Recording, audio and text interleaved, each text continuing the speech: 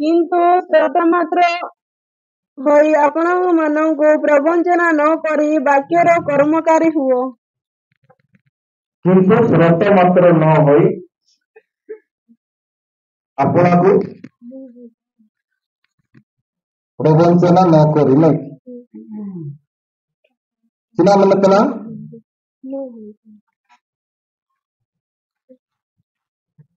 ଆଉ ଥରେ ଟିକେ ସ୍ଲୋରେ ପଡୁ। କିନ୍ତୁ ଶ୍ରୋତା ମାତ୍ର ହୋଇ ଆପଣମାନଙ୍କୁ ପ୍ରବଞ୍ଚନା ନ କରି ବାକ୍ୟର କର୍ମକାରୀ ହୁଅ। ବାକ୍ୟର କର୍ମକାରୀ ହୁଅ ମାନେ ଦେଖ तुम जो तरफ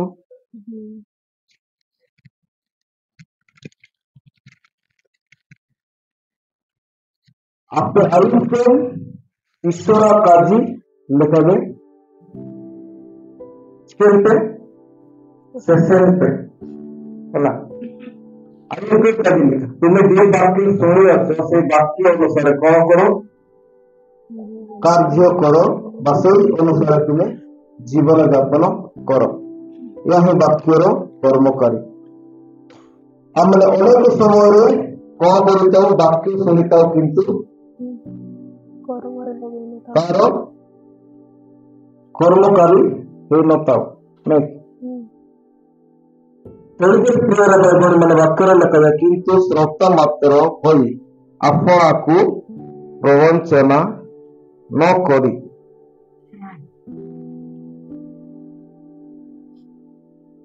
अभिमान को जब साम वाक्य पाइनी एंडो चिकन लेते अल्लाह पे चका देना आप आइन के ईश्वर काजी लिखा गए सेशन पे चिना लेते ना आप आइन के ईश्वर काजी लिखा सेशन पे तुम्हें जो वाक्य ईश्वर को तारो सुन लो सही वाक्य अनुसार कौन करो चलो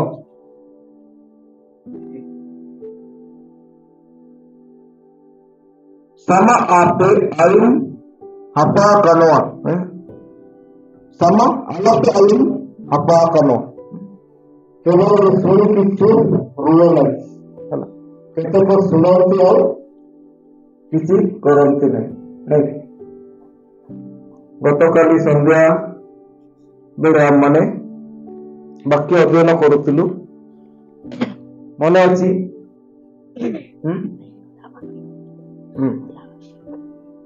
को वाक्य थिला पुडीगरा बार आउ तेरे बार करो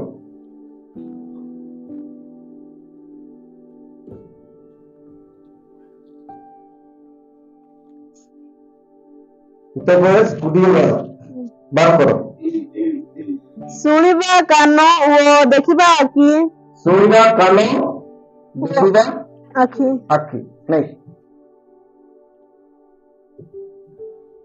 सुनिया पे आम कर्म देते प्रभु नहीं आम मैंने इस समय कर्म द्वारा आम ईश्वर को रब शुणु वर्तमान पीढ़ी भाई भौणी मैंने देखा प्रभु आम को आखि दुईटी केतोटी दुईटी तीन मरे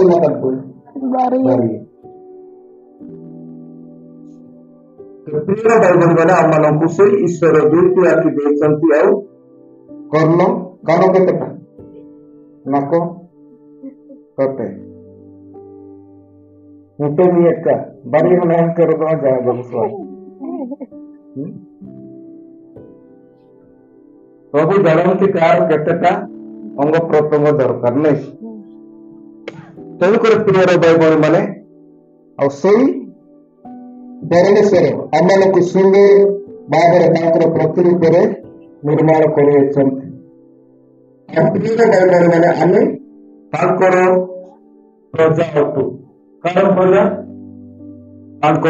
प्रजा अटू तो आम मैंने जीवंत वाक्य शुणा आ प्रिय भाई भाई मैंने किंतु शुणिकी श्रोता मात्र होई आमे रहिबा नहीं जब सेमित रहेगा ताहले निजे को ଆଉ କର୍ମକାରୀ ହୁଅ ବୋଲେ କେମିତି ବୁଝିବା ପାଇଟି ଇଲାବୁ ଚିକେତେ ହୁବ ମାନା ତୁମେ ତ ଏନକା ଦିନ କାବୁ ଆଇମତେ ହୁବ ସେଇ ବାକ୍ୟ ଅନୁସାରେ ଆମମାନେ କଣ କରିବାର ଅଛି ତାର ବାକ୍ୟର କର୍ମକାରୀ ହେବା ପ୍ରିୟ ଭାଇମାନେ ଯଦି ପ୍ରଭୁ ଯୀଶୁ ଖ୍ରୀଷ୍ଟ ଯୋଉ ବାକ୍ୟ କହିଛନ୍ତି ଈଶ୍ୱର ଆମମାନଙ୍କୁ ସେଇ ବାକ୍ୟ ଯଦି ଆମେ ମାନିବା ତାହେଲେ ଆମମାନଙ୍କ ଜୀବନରେ କଣ ହେବ ଚମତ୍କାର ହେବ କଣ ହେବ ଚମତ୍କାର ହେବ ହେଲା ପ୍ରଭୁ ଆମମାନଙ୍କ ଜୀବନରେ କାର୍ଯ୍ୟ କରିବେ ପ୍ରଭୁ ଯୀଶୁ ଖ୍ରୀଷ୍ଟ ପ୍ରଥମରେ କେଉଁଠି କୋଉ ଜାଗାରେ ପ୍ରଥମ ତାର ଚମତ୍କାର ବା ଆଶ୍ଚର୍ଯ୍ୟ କର୍ମ କରିଥିଲେ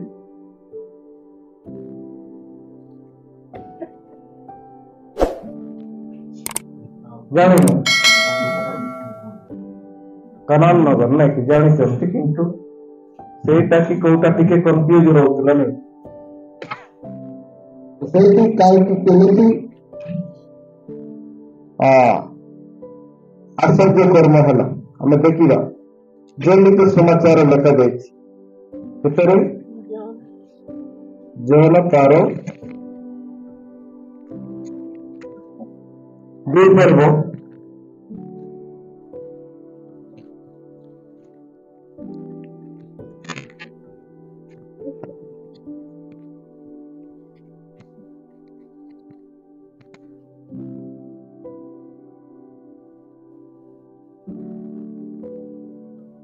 ସାତଟି ପଦ ଦିଅନ୍ତୁ ଯୀଶୁ ସେମାନଙ୍କୁ କହିଲେ ଯୀଶୁ ସେମାନଙ୍କୁ କହିଲେ କେଉଁମାନଙ୍କୁ କହିଲେ ସେଇ ବିବାହ ଭୋଜନରେ ଯୋଉମାନେ ଦାୟିତ୍ୱରେ ଅଛନ୍ତି ନାଇଁ କାର କଣ ସଟ ହେଉଛି ନାଇଁ ଖାଦ୍ୟ ପାନୀୟ ଆଉ ଖାଇବା ପିଇବା କୋଉ ବିଷୟ ସବୁ ସେମାନେ ତଦାରଖ ବା ଦେଖୁଥିଲେ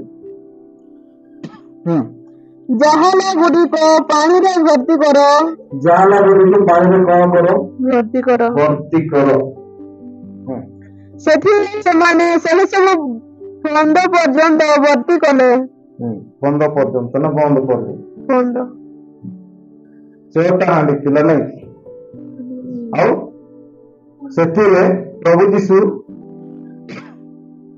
ପୁରା ହେଇ ହାଣ୍ଡିରେ ପାଣି ଭର୍ତ୍ତି କରିବାକୁ କହିଲେ ନାଇଁ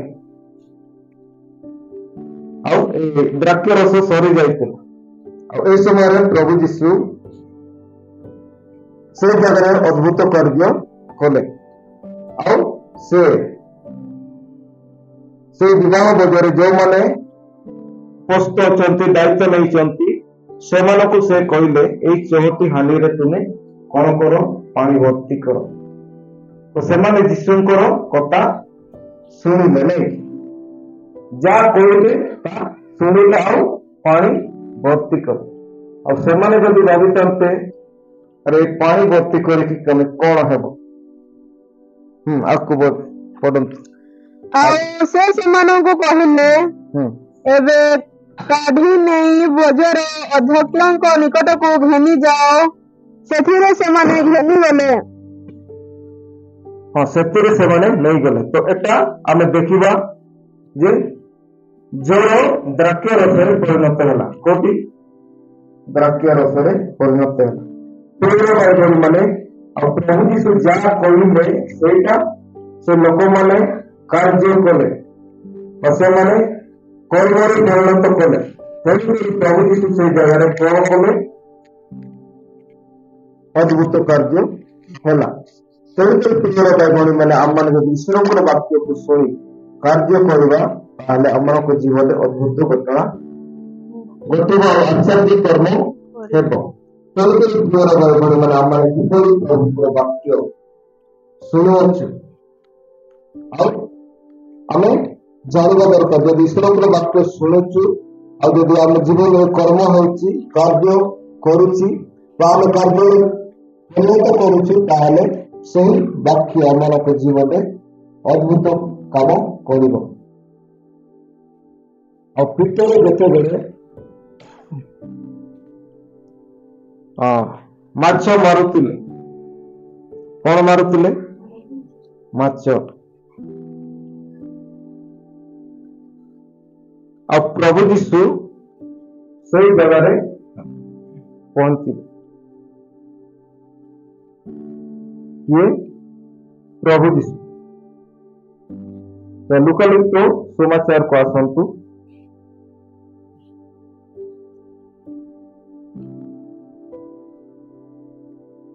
ପାଞ୍ଚ ଅଧ୍ୟାୟ ତାର 4 ପଦ।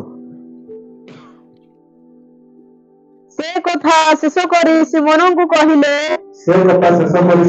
କହିଲେ, ଗଭୀର ଜଳକୁ ଯାଇ ମାଛ ଧରିବା ନିମନ୍ତେ ତୁମମାନଙ୍କର ଜାଲ ପକାଅ। ଗଭୀର ଜଳକୁ ଯାଇ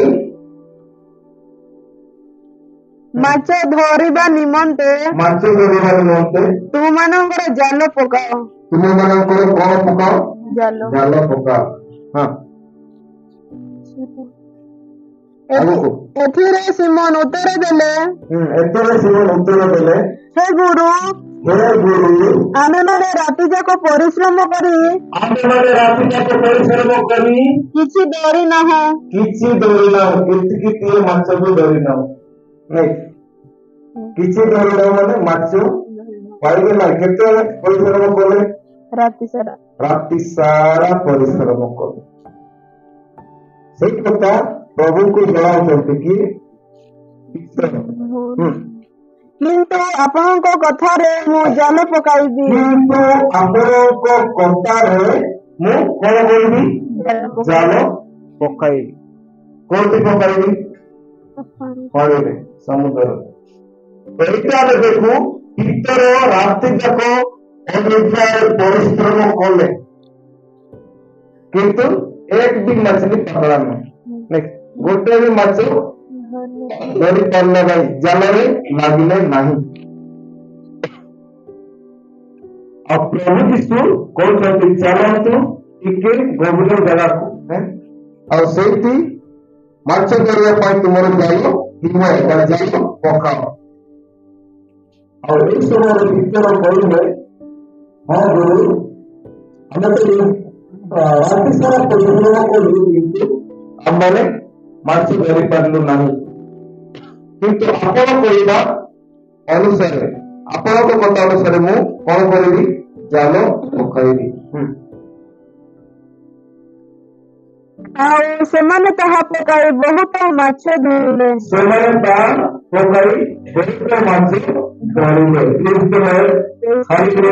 ହାଲେଲୁୟା। ତ ରାତି ସାରା ସେମାନେ ପରିଶ୍ରମ କଲେ, କିନ୍ତୁ ଗୋଟେ ବି ମାଛ ଲାଗିଲେ ନାହିଁ। ମିଳିଲେ ପକାଏ। ପ୍ରଭୁ ଯୀଶୁ ଗୋଟେ ପଏଣ୍ଟ କହିଲେ, ଚାଲ ଗଭୀର ଜଳକୁ, ଆଉ ଜାଲ ପକାଅ। ନାଇଁ, ତ ଭିତରଟା ଶୁଣିକି କଣ କଲେ? ଜାଲ ପକାଇଲେ। ତ ବାକ୍ୟର କର୍ମକାରୀ ବା କର୍ମରେ ପରିଣତ କଲା। ନାଇଁ, ସେ ଯଦି କହିଥାନ୍ତା, ଆପଣ କହିଛନ୍ତି ଆମେ ଏଇ ଜାଗାଟା ପୁରା ରାତି ଯାକ ଜାଣିପାରିବୁ, ପୁରା ଏରିଆ ସବୁ ଜାଲ ପକାଇଛୁ, ଗୋଟେ ବି ମାଛ ଲାଗୁନାହିଁ, ଆଉ ଇନା ପକାଇଲେ କଣ ଲାଗିବ? ସେମିତି ବି କହିପାରିଥାନ୍ତା। ନାଇଁ, ସେମିତି କହିଥିଲେ କଣ ଅଦ୍ଭୁତ କାର୍ଯ୍ୟ ହେଇଥାନ୍ତା କି? ନାଇଁ, କିନ୍ତୁ ଭିତର ପ୍ରଭୁ ଯୀଶୁଙ୍କ କଥାରେ ବିଶ୍ୱାସ କଲେ, ଆଉ ଯାହା କହିଲେ ସେଇଟା କଣ କଲେ? କାର୍ଯ୍ୟରେ ପରିଣତ କଲେ। ତ ତାଙ୍କ ଜୀବନରେ ମିରାକଲ ହେଲା। କଣ ହେଲା? ଅଦ୍ଭୁତ କାର୍ଯ୍ୟ ହେଲା। ଆକାଶଟା ପାଇକି ମିଳିଗଲା କା। ତ ପ୍ରିୟ ବାଲ୍ୟ ବନ୍ଧୁମାନେ, ଆମମାନେ ଯେତେବେଳେ ଈଶ୍ୱରଙ୍କର ବାକ୍ୟ, ତାଙ୍କର କଥା ଆମମାନେ ମାନିବା ଆଉ କାର୍ଯ୍ୟ ସେ ଅନୁସାରେ କରିବା, ତାହେଲେ ଆମମାନଙ୍କର ଜୀବନ ବଦଳିଯିବ। ଆମେ ଯେଉଁ ବିଷୟ ଧରାଇ ଯାଉ ସେ ବିଷୟ ପାଇବା। ନାଇଁ, ଆମମାନଙ୍କ ପରିବାରରେ ଯଦି ଶାନ୍ତି ନାହିଁ, ତାହେଲେ ଆମମାନେ ଅନେକ ଚେଷ୍ଟା କରିକି ଶାନ୍ତି ପାଇପାରୁନାହୁଁ। ଯେବେ ପ୍ରଭୁ ଯୀଶୁ ଖ୍ରୀଷ୍ଟଙ୍କୁ ଗ୍ରହଣ କରିବା, ତାଙ୍କର ବାକ୍ୟ ଶୁଣିବା ଆଉ ମାନିବା, ତାହେଲେ ଆମମାନଙ୍କୁ ଏକ ଶାନ୍ତି ଜୀବନ ପ୍ରଦାନ କରନ୍ତି। ଖ୍ରୀଷ୍ଟ ପ୍ରଭୁଙ୍କର ଗୌରବ ଏବଂ ମହିମା ହଉ। ସେହିପରି ବଣମାନେ ଏପରି ପ୍ରଭୁଙ୍କର ବାକ୍ୟ କାର୍ଯ୍ୟ କରେ, ଆଉ ସେମାନେ ରାତି ଯାକ ପରିଶ୍ରମ କରିକି କିଛି ପାଇଲେ ନାହିଁ, କିନ୍ତୁ ପ୍ରଭୁ ଯୀଶୁ ଖ୍ରୀଷ୍ଟଙ୍କ କଥାରେ ସେମାନେ ପକାଇ ବାରୁ ମାଛ ଧରିଲେ, ଏପରିକି ପୁରା ଜାଲ ଛିଣ୍ଡିବା ଯାଏ କେତେ ମାଛ ପାଇଲେ? ପୁରା ଜାଲରେ ଭର୍ତ୍ତି ହେଇଗଲେ। ସେଇଟା ପ୍ରଭୁ ଯୀଶୁ କହିବା କଥା ଅନୁସାରେ ସେ ଜାଲ ପକାଇଥିବା ହେଲା। ସେମାନେ ଦିନ ରାତି ଯାକ ପରିଶ୍ରମ କଲେ କିନ୍ତୁ ଗୋଟେ ମାଛ ଧରିଲେ ନାହିଁ। ତ ପ୍ରିୟ ଭାଇ ଆମର ନିଜର ଇଚ୍ଛା ଆମେ ଯେତେ ପରିଶ୍ରମ କଲେ ବି ଯେତେ ଯାହା କିଛି କଲେ ବି ଆମମାନେ ପରିତୃପ୍ତ ହେଇପାରିବ ନାହିଁ, କି ଆମେ ସଫଳ ହେଇପାରିବ ନାହିଁ। କିନ୍ତୁ ପ୍ରଭୁ ଯୀଶୁ ଯାହା କହନ୍ତି ତାହା ଯଦି ଆମେ କରୁ ତାହେଲେ ଆମମାନଙ୍କ ଜୀବନ ଉଜ୍ଜଳମୟ ହେବ, ଆଉ ଆମମାନେ ଜୀବନରେ ତାଙ୍କର ଅଦ୍ଭୁତ କାର୍ଯ୍ୟ ଆମମାନେ ଦେଖିପାରିବା। ଆଜିର ବିଶ୍ୱାସୀ ଭାଇ ଭଉଣୀ ମାନେ ବିଶେଷ ଭାବରେ ଆମମାନେ ଈଶ୍ୱରଙ୍କର ବାକ୍ୟ ଶୁଣୁଛୁ, କିନ୍ତୁ ଆମେ କଣ କରୁଛୁ? କେବଳ ଶ୍ରୋତା ମାତ୍ର ହୋଇ ରହିଯାଉଛୁ, ନାଇଁ କି? ଶ୍ରୋତା ମାତ୍ର ହୋଇ ରହିଯାଉଛି। ଆଉ ପ୍ରିୟ ଭାଇ ଏବଂ ଭଉଣୀ ମାନେ, ଆଉ ଗୋଟେ ବାକ୍ୟ ଆମେ ଦେଖିବା, ଜୈନ ଲିଖିତ ସୁସମାଚାର 9 ପର୍ବ ତାର 6-7 ପଦ ପଢିବେ। ଏହା କହି ସେ ମାଟିରେ ଚେପ ପକାଇ ସେହି ଚେପରେ କାଦୁଅ କଲେ, ଆଉ ତାହାର 2 ଆଖିରେ କାଦୁଅ ଲଗାଇ ଦେଇ ତାହାକୁ କହିଲେ, ଯାଅ। ସିଲୋହ ଅନୁବାଦ କଲେ ଏହାର ଅର୍ଥ ପ୍ରେରିତ, ପୋଖରୀରେ ଧୋଇ ହୁଅ। ସେଥିରେ ସେ ବାହାରି ଯାଇ ଧୋଇ ହେଲା ଓ ଦୃଷ୍ଟି ପାଇ ଚାଲିଗଲା। ହାଲେଲୁୟା, ପ୍ରଭୁଙ୍କର ମହିମା ହଉ। ଏ ଜଣେ ଅନ୍ଧ ବ୍ୟକ୍ତି ଜନ୍ମରୁ ଜଣେ ଅନ୍ଧ, କେବଳ ଜନ୍ମରୁ ଜଣେ ଅନ୍ଧ ବ୍ୟକ୍ତି ଥିଲେ ହେଲା। ଆଉ ସେଇ ବ୍ୟକ୍ତି ଜଣକ ଯୀଶୁ ତାଙ୍କର ଜୀବନରେ ଚମତ୍କାର କରିଛନ୍ତି। ଆଉ ଥରେ 6 ପଦ ପଢିଦିଅନ୍ତୁ। ଏହା କହି ସେ ମାଟିରେ ଚେପ ପକାଇ, ମାଟିରେ ଚେପ ପକାଇଲେ ପ୍ରଭୁ ଯୀଶୁଙ୍କର ଚେପ, ସେହି ଚେପରେ କାଦୁଅ କଲେ। ସେଇ ଚେପରେ କଣ କଲେ? କାଦୁଅ କଲେ। ତାପରେ ଆଉ ତାହାର 2 ଆଖିରେ କାଦୁଅ ଲଗାଇ ଦେଇ, ତାହାର 2 ଆଖିରେ କଣ ଲଗାଇ ଦେଲେ? କାଦୁଅ। କାଜଳ ପରି ନାଇଁ, କାଦୁଅ କାହିଁକି ଲଗାଇ? ପ୍ରଭୁ ଯୀଶୁ ଉତ୍ତର ପଦରେ ତାର ଆଖି ଖୋଲି ଦେଇ ପାରିଥାନ୍ତେ କି ନାହିଁ? କିନ୍ତୁ ପ୍ରଭୁ ଯୀଶୁ ତାଙ୍କର ପ୍ରଶଂସାର କାମ କରୁଛନ୍ତି, ଆଉ ସେଟା ବହୁତ ଅଦ୍ଭୁତ ଭାବରେ ଆମେ ଦେଖିବାକୁ ପାଉ। ତାହାକୁ କହିଲେ, ଯାହାକୁ ଆଖିରେ କାଦୁଅ ଲେପନ କଲେ ନାହିଁ, 2ଟା ଆଖିରେ ତାର ଚେପ ଦ୍ୱାରା କାଦୁଅ କରିକି ଲେପନ କଲେ। ଯାଅ ସିଲୋହ ପୋଖରୀରେ ଧୋଇ ହୁଅ। ଯାଅ ସିଲୋହ ପୋଖରୀରେ କଣ ହୁଅ? କୋଇଟା ଧୋଇ ହୁଅ। ସେଟା ଗୋଟେ କି କଥା ବୋଲି ଯଦି ସେ ଅନ୍ଧ ଭକ୍ତ କହିଥା, ସେ ଅନ୍ଧ ଭକ୍ତ ଯେତେ କହି ତାର ଚେପରେ ମୋର ଆଖିରେ କାଦୁଅ ଏ ସବୁ କାଦୁଅ ଲଗେଇ ଦେଲା। ଆଉ ଏ କହୁଛି ଏବେ ଯାଅ, କୋଉଠିକି ଯାଅ? ସିଲୋହ ପୋଖରୀକୁ ଯାଅ। ସେଠିକି କଣ କରିବା ପାଇଁ? ସେଠି ସେ କିଛି ଭାବିଲେ ନାହିଁ, କିନ୍ତୁ ଯୀଶୁ ଯାହା କହିଲେ ତାହା ସେ ବିଶ୍ୱାସର ସହିତ ଗ୍ରହଣ କଲେ। କେମିତି ଗ୍ରହଣ କଲେ? ବିଶ୍ୱାସର ସହିତ ଗ୍ରହଣ କଲେ। ଆଉ ଯାଅ ବୋଲି କହିଲେ, ଆଉ ନିହାତି ସେଇ ପାଖରେ ହିଁ ଥିବ, ନାଇଁ? ଆଉ ସେଇଠି ଯାଇ କଣ କରୁଛି? ସେଥିରେ ସେ ବାହାରି ଯାଇ ଧୋଇ ହେଲା। ସେଥିରେ ସେ ବାହାରି ଯାଇ କଣ ହେଲା? ଧୋଇ ହେଲା। ଓ ଦୃଷ୍ଟି ପାଇ ଚାଲିଗଲା। ଖ୍ରୀଷ୍ଟ ଭାଇ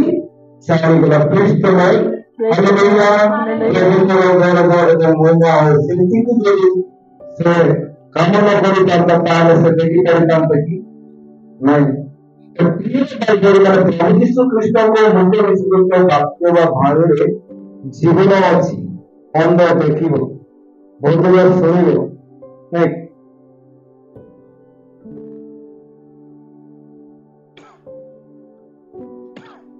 ତେଣୁକରି ପ୍ରିୟ ଭାଇ ଭଉଣୀମାନେ ଅନ୍ଧମାନେ କେମିତି ତାର ବାକ୍ୟରେ ଦେଖିବାକୁ ପାଇଲେ। ତାମାନେ ଯୀଶୁ ଖ୍ରୀଷ୍ଟ ଯାହା କହିଲେ ସେଇ ଅନୁସାରେ ସେ କାର୍ଯ୍ୟ କରିବାରୁ ସେ ତାଙ୍କ ଜୀବନରେ ଅଦ୍ଭୁତ କାର୍ଯ୍ୟ ହେଲା। ନାଇଁ କଣ ହେଲା? ଅଦ୍ଭୁତ କାର୍ଯ୍ୟ ହେଲା। ତ ପ୍ରିୟ ଭାଇ ଭଉଣୀମାନେ ପ୍ରଭୁ ଯୀଶୁ ଖ୍ରୀଷ୍ଟଙ୍କ ବାକ୍ୟ ମାନିଲେ ଆମମାନଙ୍କର ଜୀବନରେ ଚମତ୍କାର ହେବ। କଣ ହେବ? चमत्कार। नहीं आता बाला जौन के समाचार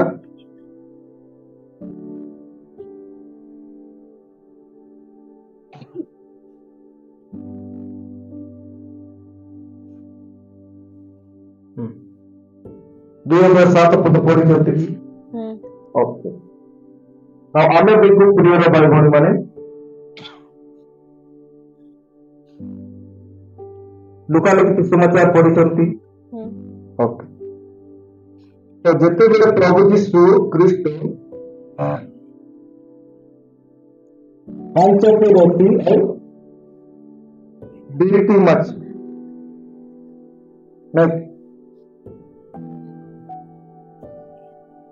और से दुईटी माछ और पांचटी रोटी नहीं अद्भुत कार्य कले ହେଲା ଯାହା ପାଖରେ 5ଟା ରୋଟି ଥିଲା ଆଉ 2ଟି ମାଛ ଥିଲା ହେଲା ସେ ବ୍ୟକ୍ତି ଜଣେ ଯଦି ଦେଇ ନ ପାଆନ୍ତା ଆରେ ଏଟା ତ ମୋ ପାଇଁ ଯଥେଷ୍ଟ ନୁହେଁ।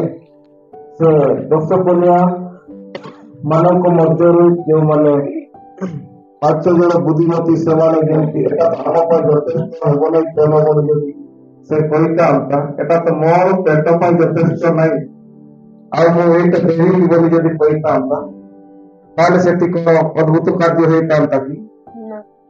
ପ୍ରଭୁ ଯୀଶୁ କହିଲେ କି ତୁମର ପାଖରେ କଣ ଅଛି ମୋ ନିକଟକୁ ଆଣ, କେତୋଟି ମାଛ କେତୋଟି ରୋଟି ଅଛି ମୋ ନିକଟକୁ ଆଣ।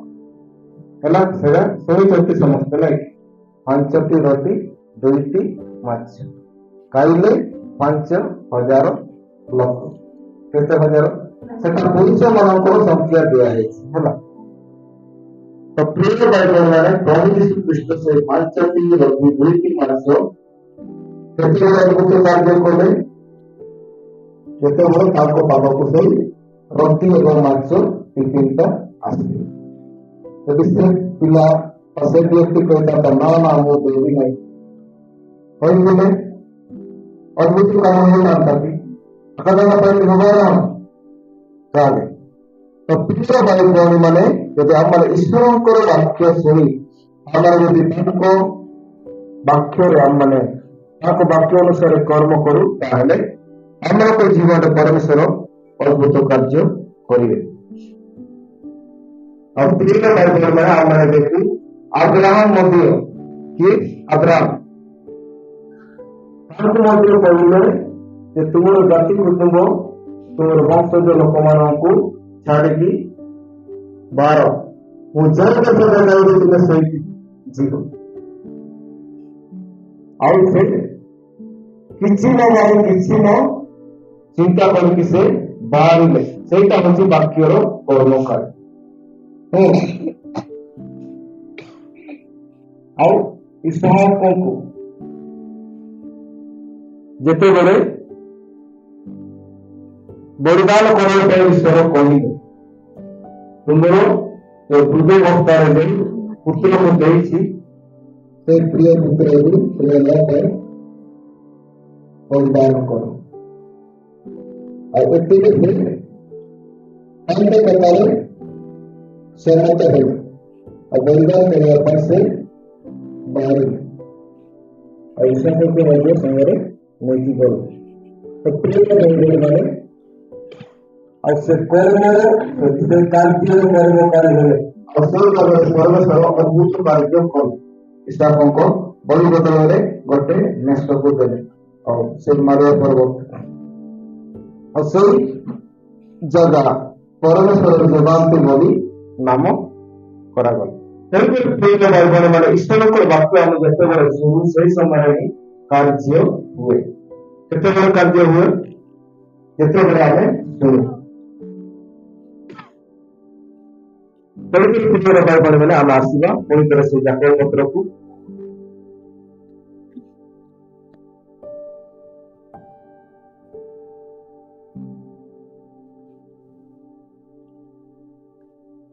ଆଉ ଥରେ ପଢି ଦିଅନ୍ତୁ 22 ପଦ। କିନ୍ତୁ ଶ୍ରୋତା ମାତ୍ର ହୋଇ ଆପଣମାନଙ୍କୁ ପ୍ରବଞ୍ଚନା ନ କରି ବାକ୍ୟର କର୍ମକାରୀ ହୁଅ। ତେଣୁକରି କେବଳ ଶ୍ରୋତା ମାତ୍ର ନ ହୋଇ ବାକ୍ୟର କର୍ମକାରୀ ହୁଅ। ତେଣୁକରି ଆମମାନେ ସମସ୍ତେ କର୍ମକାରୀ ହେବା ନା କେବଳ ଶୁଣିବା। 23 ପଦ। କାରଣ ଯଦି କେହି ବାକ୍ୟର କର୍ମକାରୀ ନ ହୋଇ ଶ୍ରୋତା ମାତ୍ର ହୁଏ, ତେବେ ସେ ଦର୍ପଣରେ ଆପଣା ସ୍ୱାଭାବିକ ମୁଖ ଦର୍ଶନ କରୁଥିବା ମନୁଷ୍ୟର ତୁଲ୍ୟ। ସ୍ପଷ୍ଟ ଭାବରେ ଏଠାରେ ଲେଖାଯାଏ, କାରଣ ଯଦି କେହି ବାକ୍ୟର କର୍ମକାରୀ ନ ହୋଇ ଶ୍ରୋତା ମାତ୍ର ହୁଏ, କେତେକ କେବଳ ଶ୍ରୋତା ମାତ୍ର ହୁଅନ୍ତି ନାଇଁ। ଆଉ ସେ ବିଷୟକୁ ନେଇକରି ପ୍ରଭୁ ଯୀଶୁ ମଧ୍ୟ କହିଲେ। ଲୁକା ତାର 6:47 ପଦରେ କହିଛନ୍ତି। ପଢିବେ।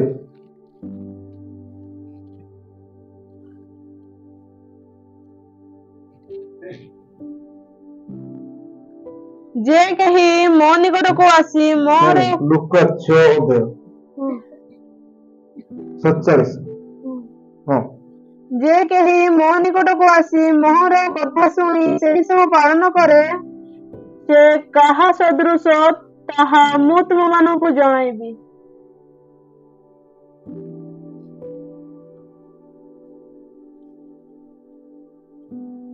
ଲେଖା ଅଛି ଉପର ପଦଟା 40ଟା।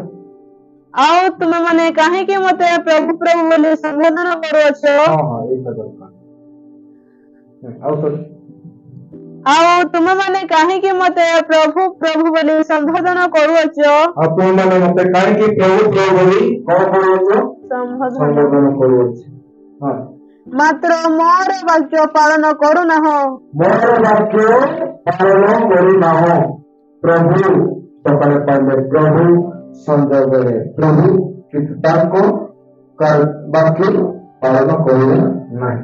ହେଲେ ଆମ ଜୀବନରେ ପରିବର୍ତ୍ତନ ଆସିବ, ହେଲେ ଆମମାନଙ୍କ ଜୀବନରେ ଶାନ୍ତି ଆସିବ, ଆମମାନଙ୍କ ଜୀବନରେ ପ୍ରେମ ଆସିବ ନାହିଁ। ପ୍ରିୟ ଭାଇମାନେ, ତେଣୁକରି ଈଶ୍ୱରଙ୍କର ବାକ୍ୟର କର୍ମକାରୀ ହେବା ନିତାନ୍ତ ଆବଶ୍ୟକ ବା ଜରୁରୀ ଅଟେ।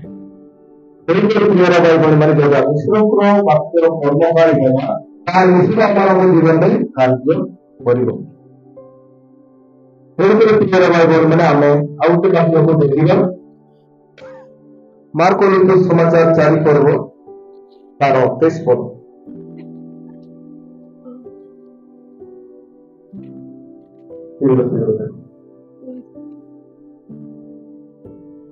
ଯଦି କାହାର ଶୁଣିବାକୁ କାନ ଅଛି, ସେ କାହାର ଶୁଣିବାକୁ କାନ ଅଛି ସେ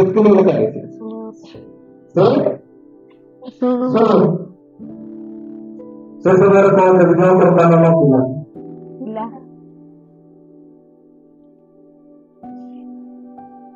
କାହାର ଶୁଣିବାର କାନ ଅଛି, ସେ ଶୁଣୁ। 23 ପଦ।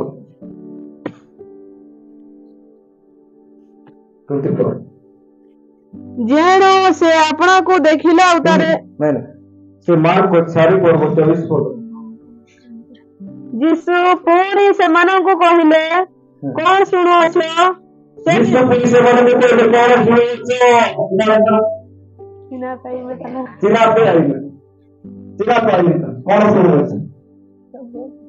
ପ୍ରଭୁଙ୍କର ସେ ବିଷୟରେ ସାବଧାନ। ସେ ବିଷୟରେ ସାବଧାନ।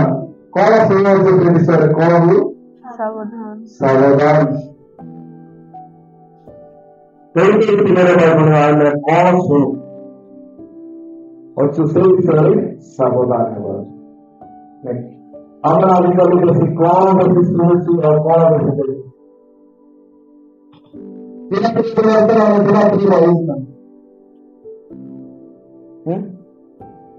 କଣ ବେଶୀ ଶୁଣିବାକୁ ଭଲ ପାଉ ଆଉ କଣ ବେଶୀ ଦେଖିବାକୁ ଇଚ୍ଛା?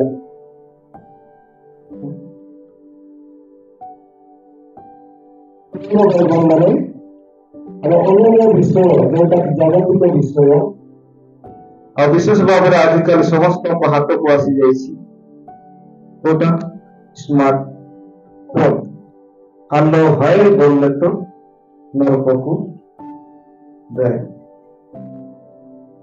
ନାଇଁ କି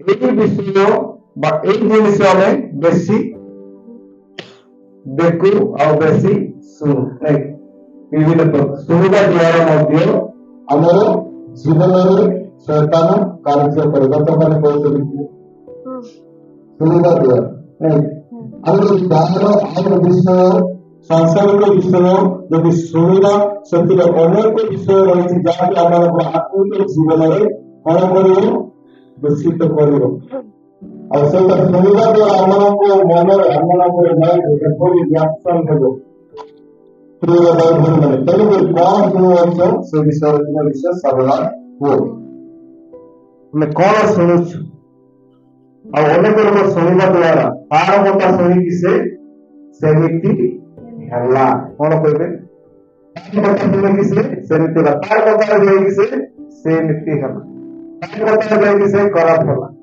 ନାଇଁ ସେ ଭଲ ଥିଲା ନାଇଁ ତ ସେଇ ବିଷୟ ହିଁ ଲକ୍ଷ୍ୟ କରିକି କହୁଛନ୍ତି କଣ ଶୁଣୁଛ ସେଥିପାଇଁ ତୁମେ ସାବଧାନ ହୁଅ ଆମେ କଣ ଶୁଣିବା ଦରକାର କଣ ଦେଖିବା ଦରକାର ଏଇଟା ଆମେ ଜାଣିବା ଉଚିତ ଆଉ ପ୍ରିୟ ଭାଇ ଭଉଣୀ ମାନେ ଆମମାନେ ଏଇ ଶୁଣିବା ଏବଂ ଦେଖିବା ବିଷୟରେ ଆମମାନେ ଜାଣିବା ଦରକାର ଆଉ ଏଇଠି ବିଭିନ୍ନ ପ୍ରକାର ଆଧୁନିକ ଗୀତ କଣ ରହିଛି ଆଧୁନିକ ଗୀତ ରହିଛି ଏମାନେ ଯଦି ଏଠି ଗୀତ ବଜାଇବେ କଣ ବଜାଇବେ କୋଉ ଗୀତ ବଜାଇବେ ଆଟ୍ରାକ୍ସନ ହେଇଗଲା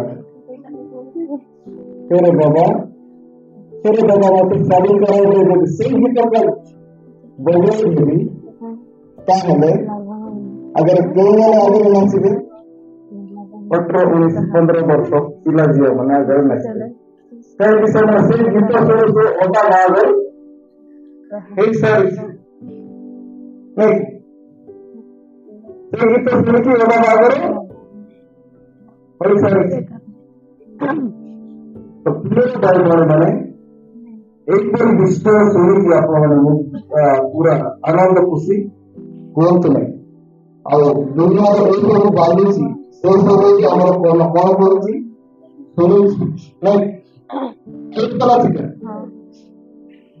ଦୁଇ ତ ପାଗଳ ହয়ে বলি ଗୋଟେ ଗୀତ ସେତେବେଳେ ତୁମେ ସେ ଗୀତ ଶୁଣିକି ଯଦି ପାଗଳ ହେବ ତାହେଲେ ଲୋକେ କଣ କହିବେ ସେଇଟା ଆମେ ଶୁଣୁଛୁ କିନ୍ତୁ ତାକୁ ଆମ ହୃଦୟ ଭିତରେ ଯୋଗାଇବା ନାହିଁ ବର୍ଷା ଭାଙ୍ଗିବାକୁ ଦେବା ନାହିଁ ଖରାପ କଥାକୁ ବଜାରରେ ହାତ କରିବାକୁ ଶୁଣୁଛୁ ତାହେଲେ ଆମେ ସେପଟେ ଦେବାକି ଆଉ ସେ ବାକ୍ୟ ଆମର ହୃଦୟରେ ରଖିବାକୁ ଜଣେ କହିଲେ ଆଇ ଲଭ୍ ୟୁ ସେଇଟା ଶୁଣିକି ତୁମେ ବି କହିବ ଆଇ ଲଭ୍ ୟୁ କହିଲେ ହେବ କି ନାଇଁ ତ ପ୍ରିୟ ବିଶେଷ ଭାବରେ ଯୁବକ ଯୁବତୀ ବନ୍ଧୁଗଣ ସମସ୍ତେ ଶୁଣନ୍ତୁ ହେଲା ସବୁ ବିଷୟ ଶୁଣୁଅଛ ଦେଖୁଅଛ କିନ୍ତୁ ନିଜ ହୃଦୟରେ ବର୍ଷା ଭାଙ୍ଗିବାକୁ ଦିଅ ନାହିଁ ହେଲା ନହେଲେ ଆପଣ କାନ ବନ୍ଦ କରିକି ଯିବାକୁ ପଡିବ ଆଉ କୋଉଠି ଡିଜେ ବାଜୁଛି ସେଠି ତ ଆମର ପଡୋଶୀ ଜାଗାରେ ଯଦି ଡିଜେ ବାଜୁଛି ଆମେ କଣ କାହାକୁ କଣ ବନ୍ଦ କରିକି ରଖିପାରିବା ସେଆଡେ ଆମେ ଧ୍ୟାନ ଦେବା ନାହିଁ ଶୁଣି ଆମେ ତାକୁ ହୃଦୟରେ ବର୍ଷା ବାନ୍ଧିବାକୁ ଦେବା ନାହିଁ ଆମର ମାଇଣ୍ଡରେ ତାକୁ ଡାଉନଲୋଡ କରିବ ନାହିଁ କିଏ କରିବ ନାହିଁ ଡାଉନଲୋଡ କରିବ ନାହିଁ ଶୁଣା ସେଥିପାଇଁ କଣ ଶୁଣୁଅଛ ସେଥିପାଇଁ କଣ ହୁଏ ସାବଧାନ ଭଉଣୀ ମାନେ ଆମମାନେ ସାବଧାନ ହେଇକି ରହିବା ଦରକାର ଓକେ ପ୍ରିୟ ଭାଇ ଭଉଣୀ ମାନେ ଆପଣମାନେ ଏତିକିରେ ବୁଝି ଯାଉଥିବେ ବୋଲି ମୋର ଆଶା ତେଣୁକରି ଆମମାନଙ୍କର ଯୋଉଟା ଆମମାନଙ୍କର ହିତଜନକ ବିଷୟ ଆଉ ସେଇଟା ଆମେ ଶୁଣିବା ଆଉ କୋଉଟା ଆମମାନଙ୍କର ଜୀବନରେ ଭଲ ବିଷୟ ନୁହେଁ ତା ଆମେ ଶୁଣିଲେ ମଧ୍ୟ ତାକୁ ଆମେ ନିଜ ହୃଦୟରେ ବା ନିଜ ମନରେ ତାକୁ ରଖିବା ନାହିଁ। ଯଦି ସେଇ ଅନୁସାରେ ଆମେ ରହିବା ବା ସେଟାକୁ ଯଦି ଆମେ ସ୍ମରଣ କରିବା ତାହେଲେ ସେଇ ଅନୁସାରେ ଆମର ମନକୁ ଧୀରେ ଧୀରେ ସେପଟେ ଟାଣିବ। ତେଣୁ ଦେଖିଲେ ବି ଆମମାନେ ସେ ସବୁକୁ ଆମ ନିଜ ମାଇଣ୍ଡରେ ନିଜ ହୃଦୟରେ ରଖିବା ନାହିଁ। ତେଣୁକରି ପ୍ରିୟ ଭାଇ ଭଉଣୀମାନେ ଆମମାନେ କଣ ଶୁଣୁଛୁ ଆଉ କେମିତି ଶୁଣୁଛୁ ସେ ବିଷୟରେ ସାବଧାନ ହେଉ।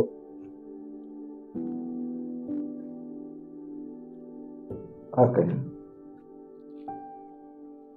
ଠିକ ଅଛି। ସେ ଯାକ ପତ୍ର ତାର 23 ପଦ ପଢି ଦିଅନ୍ତୁ। ଯେଣୁ ସେ ଆପଣଙ୍କୁ ଦେଖିଲା ଉତ୍ତାରେ ଚାଲିଯାଇ ସେ କି ପ୍ରକାର ଲୋକ ତାହା ସେହି କ୍ଷଣି ଭୁଲିଯାଏ। ଯେଣୁ ସେ ଆପଣଙ୍କୁ ଦେଖିଲା ଉତ୍ତାରେ ଚାଲିଯାଏ ସେ କି ପ୍ରକାର ଲୋକ ତାହା ସେହି କ୍ଷଣି ଭୁଲିଯାଏ। ଯୋଉଟା ଗୋଟେ ବାକ୍ୟକୁ ଶୁଣିକି ଆମମାନେ ଯଦି ଚାଲିଯିବା କିଛି କାର୍ଯ୍ୟରେ ଲଗାଇବା ନାହିଁ ତାହେଲେ ଆମମାନେ ସେଇ ଦର୍ପଣର ଆଇନାରେ ମୋ ଦେଖିଲା ବ୍ୟକ୍ତି ପରି। ଆଉ ଜୀବନରେ କାହିଁକି ପରିବର୍ତ୍ତନ ଆସୁନାହିଁ? ଗୋଟେ ପ୍ରୋବ୍ଲେମ, ଗୋଟେ ଅସୁବିଧା ରହିଛି। କଣ? ବାକ୍ୟର କର୍ମକାରୀ ନୁହେଁ। ବାକ୍ୟ କହୁଛି ମଦ ଛାଡ଼। କଣ କହୁଛି? ମଦ ଛାଡ଼। ସେ ବାକ୍ୟ ଶୁଣିକି ନା ଯୀଶୁକୁ ଛାଡ଼ିଲେ କିନ୍ତୁ ମଦକୁ ଛାଡ଼ିବେ ନାହିଁ। ନିଜ ସ୍ତ୍ରୀକୁ ଛାଡ଼ିବେ କିନ୍ତୁ ମଦକୁ ଛାଡ଼ିବେ ନାହିଁ। ବହୁତ ହେବ ନାଇଁ। ତ ସେଇ ବାକ୍ୟ ଯାହା କହିଲା ସେଟା ଯଦି ଆମେ ମାନିବା ନାହିଁ ତାହେଲେ ଆମ ଜୀବନରେ ବୁଢା ପର୍ଯ୍ୟନ୍ତ ବାକ୍ୟ ଶୁଣିଲେ ମଧ୍ୟ କିଛି ପରିବର୍ତ୍ତନ ହେବ ନାହିଁ। ପରିବର୍ତ୍ତନ ଜଣାନ୍ତି ବାକ୍ୟ ଶୁଣନ୍ତୁ, କର୍ମ ପ୍ରଚଳିତ କରନ୍ତୁ, ଆପଣଙ୍କ ଜୀବନରେ ଆଶ୍ଚର୍ଯ୍ୟ ଅଦ୍ଭୁତ କାର୍ଯ୍ୟ କରୁ। ସମସ୍ତଙ୍କୁ ଏ ବାକ୍ୟ ଦ୍ୱାରା ଆଶୀର୍ବାଦ କରୁ।